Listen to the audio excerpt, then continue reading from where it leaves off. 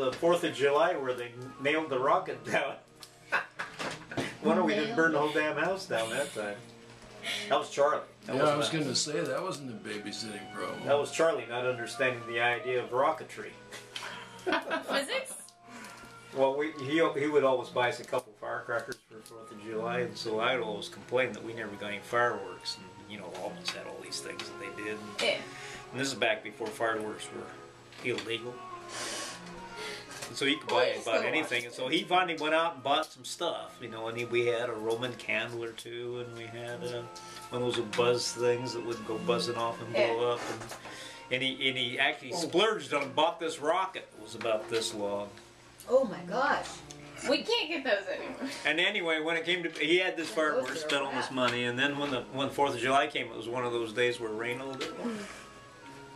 Like it does here. Poured all day long, and so we had our 4th of July picnic in the living room, and which wasn't done and didn't have any. The windows weren't boarded up then. It was before they boarded the windows. So it was like having a big glare. Because it was summer. Because it was open. And it was open all sides. But it had a roof, like a school or something. And it was like that for years, for a lot of years. And then later they boarded the windows up, and it was a closed area where you could actually. That's when we played basketball. So it's like one of the covered basketball courts. Yeah. Yeah. Yeah. So finish the. Anyway, so Charlie would run out in the yard and put this stuff out in the yard that buzzed around and did these different things. We tossed stuff out the window, and anyway, it was time for the big finale. He was going to do his rocket that he'd spent half his money for, and I don't know what made him think. He thought the stick stayed and the rocket took off from the stick. Oh. But I think what you're supposed to do is jab the stick in the ground and then you'd light it. Yeah. And then it'd take off, stick and all. Oh. So he pointed the thing out the window so we could watch it, and nailed the thing down to a 6x6 that he had sitting there on the floor. And then he lit the baby, and man, it took off, and it blew crap all over the living room. You know, all this hot, trying to get away. You know, and so it did its thing right there. It went like this, the pop and stuff went. I mean, we got a good view of it. Did it come close?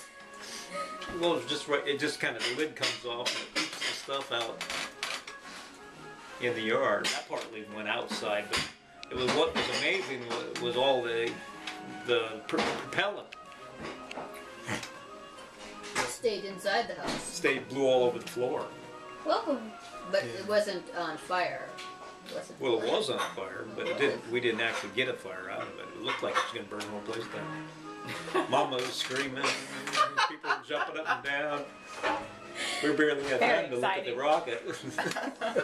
And then it really wasn't too much. It was kind of poop. They got a couple little colored things that went off. I'm sure it was a Charlie. Yes, I was just gonna say Charlie. Yeah, that's a direct quote, I'm sure. Yeah. So anyway, that was the first of the living room disasters. So then Yours was later. The one you're thinking of? Well, hold on. How old were you? Oh wow. I was probably more like 10 or 11 then. So all the other stuff had to be later because we see. Oh, much later, yeah. Yeah, because the living room. They finished the living room at 55. Yeah, but it was framed in 47, but maybe not roofed until the next year, because you know they were burning those beams. You know they did that whole schematic where they tried to get the beams burned.